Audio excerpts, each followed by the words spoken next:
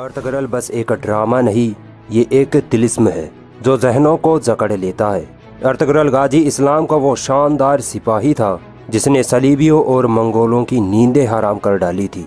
और आज के यहूदी और सलीबी इस ड्रामे से कितना बौखलाए हुए हैं, इसका अंदाज़ा इस बात से लगाया जा सकता है कि न्यूयॉर्क टाइम्स ने इस ड्रामे को तुर्की का सॉफ्ट एटम बॉम्ब कहा है। वो कहते हैं कि तैयब अर्दगान इस ड्रामे के जरिए मुसलमानों को वर्गला रहा है, मगर हकीकत यह है कि अर्तगरल ड्रामे ने आज मुसलमानों को जगा दिया है। अर्तगरल गाजी जैसे जाबाज सिपाही को देखकर आज का मुसलमान अपने सुनहरे माजी को देख पा रहा है। कौन था ये अर्तगरल गाजी? आखिर इसकी इतनी चर्चा क्यों हो रही है?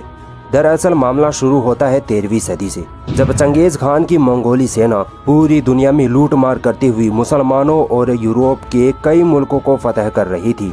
मंगोल ऐसे वहशी दरिंदे थे जो जहां भी जाते खून की नदियां बहा देते थे। ना बच्चों बूढ़ों का लिहाज, ना औरतों को छोड़ते थे। हर जगह तबाही फैलाना इनका मकसद था। जब ये मंगोल ख्वारिज्म के इलाके तक पहुँचे तो यहाँ एक कबीला था जो इस इलाके को छोड़कर वहाँ से भागा। उस कबीले का नाम था काई कबीला। इस कबीले का सरदार था सुलेमान शाह। सुलेमान शाह के 4 बेटे थे। तीसरे नंबर का बेटा था अर्तगरल गाजी। और ये ड्रामा या सीरीज इसी जाबाज हस्ती पर बना है। सल्जूकी सल्तनत की शहजादी हलीमा सुल्तान और उसके भाई और बाप को ईसाइयों ने कैद कर लिया था। जंगल के रास्ते से जब ईसाई इनको महल ले जा रहे थे तब ये लोग अर्तगरल गाजी के हत्थे चढ़ गए। अर्तगरल ने शहजादी हलीमा और उसके बाप और भाई को ईसाइयों से छुड़वा लिया।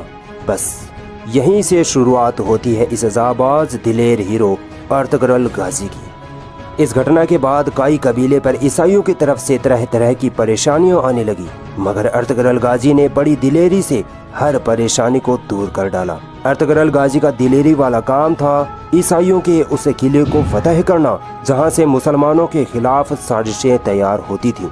इन ईसाइयों को उस वक्त नाइट टेम्पलर्स कहा जाता था।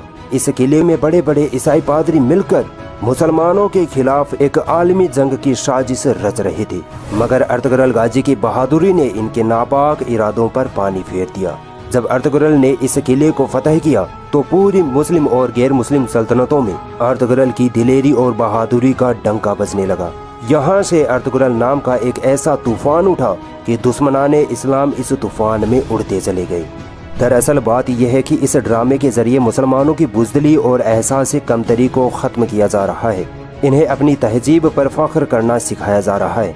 इस वक्त ये ड्रामा 150 देशों में तर्जुमे के साथ साया किया जा चुका है। मेरी नज़र में ये ड्रामा इस्लामी इनकलाब का एक अजीम दाई है और मुस्लिम नौजवानों को ये ड्रामा ज़रूर देखना चाहिए। डेली मोशन पर आपको पहला सीज़न उर्दू में मिल जाएगा जिसके 75 एपिसोड हैं। बाकी अब पाकिस्तान के PTV ने सिरे से इस ड्रामे की उर्दू डबिंग शुरू कर दी है।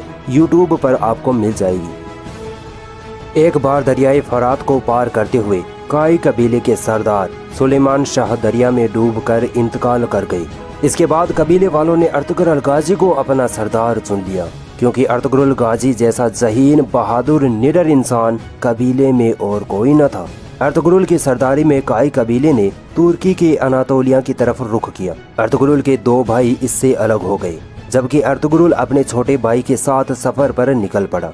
बीच सफर में अर्तगरल ने देखा कि 2 सेनाएं जंग कर रही हैं। एक सेना बड़ी कमजोर और जंग हारने की कगार पर आ पहुंची थी, तो अर्तगरल ने हारती हुई सेना का साथ दिया। ये जंग थी सल्जूकी सल्तनत और मंगोलों के बीच, मगर ये बात अर्तगरल को नहीं पता थी।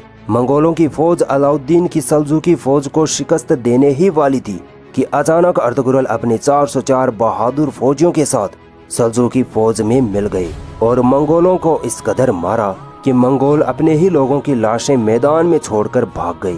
अलाउद्दीन कुछ देर पहले मंगोलों के हाथों अपनी शिकस्त यकीनी समझ रहा था, मगर अर्तगरल की मदद से इतना खुश हुआ कि अर्तगरल को शहर अंगोरा या अंकारा के करीब जागीर अता कर दी। अर्तगरल एक बेमिसाल और समझदार सरदार था जिसकी समझदारी दुनिया के कोने कोने में फैल गई थी। दुश्मनाने इस्लाम इनकी जहानत के साथ बहादुरी को देखकर हर वक्त परेशान रहते थे। मुसलमानों की सल्जूकी सल्तनत इस वक्त बहुत कमज़ोर हो चुकी थी। एक तरफ रूमी फौज, दूसरी तरफ खूंखार मंगोल। इन दोनों के बीच सल्जूकी सल्तनत पीछे चली जा रही थी। अनकरीब था कि यह सल्तनत खत्म हो जाती। मगर जिस दिन अर्तुगरुल गाजी इस सल्तनत में आए उसी दिन से ये सल्तनत परवान चढ़ने लगी। अर्तुगरुल गाजी अपनी निडर सिपाह सालारी से रोमियों और मंगोलों को लगातार शिकस्त देता चला गया और अपनी सल्तनत को बढ़ाता चला गया। इस वक्त कोई ऐसा बादशाह न था जो अर्तुगरुल गाजी से टक्कर ले सके। और एक वक्त ऐसा आया जब अर्तुगरुल गाजी अपनी वफात से पहले बहुत ताकतवर हो चुका था। सन 1258 ईस्वी में अर्तुगरुल के यहाँ एक लड़का पैदा हुआ जिसका नाम रखा गया उस्मान। यह वही उस्मान था जिसके नाम पर तुर्की की सल्तनत को सल्तनत उस्मानिया कहा गया। उस्मान भी अपने बाप अर्तुगरुल की तरह जहीन, बहादुर और निडर था। 1288 ईस्वी में अर्तुगरुल ने वफात पाई। उसके बाद सन 1299 ईस्वी में अर्तुगरुल का बेटा उस्मान अपने बाप की गद्दी पर बैठा। उस्मान में एक तरफ दीनदारी और दूसरी तरफ बहादुरी बहुत ज्यादा थी। उस्मान इस कदर अपनी ताकत को बढ़ाता गया कि कुछ ही सालों में 3 बर्रे आजमों में सल्तनत उस्मानिया का परचम लहरा गया। उस वक्त सल्तनत उस्मानिया में 40 देश आते थे और ये सल्तनत 1923 तक जमी रही। कई सुल्तान आए जिन्होंने इस सल्तनत को कायम रखा, मगर 600 साल बाद फिर ये सल्तनत उस्मानिया बुराइयों और कमजोरियों का शिकार होने लगी। 1923 में इस सल्तनत को एकदम से खत्म कर दिया गया। जब पहला विश्व युद्ध हुआ तब दुनिया 2 हिस्सों में बंट गई। एक तरफ कुछ देश बर्तानिया के साथ आ गए जिनमें अमेरिका, रूस, फ्रांस आदि थे और दूसरी तरफ तुर्की के साथ जर्मनी और कुछ देश थे। मगर फिर तुर्की का उस वक्त का जो सुल्तान था वयुद्दीन, उसको साजिश के तहत देश से निकाल दिया गया। अमेरिका, रूस, बर्तानिया ने जबरदस्ती तुर्की के सुल्तान को घेर कर एक समझौता किया कि अगर अपनी सल्तनत को हमसे बचाना चाहते हो तो हमारी शर्तें माननी पड़ेंगी। और वो शर्तें थी ये 100 साल का समझौता जिसे कहते हैं समझौता लोजान।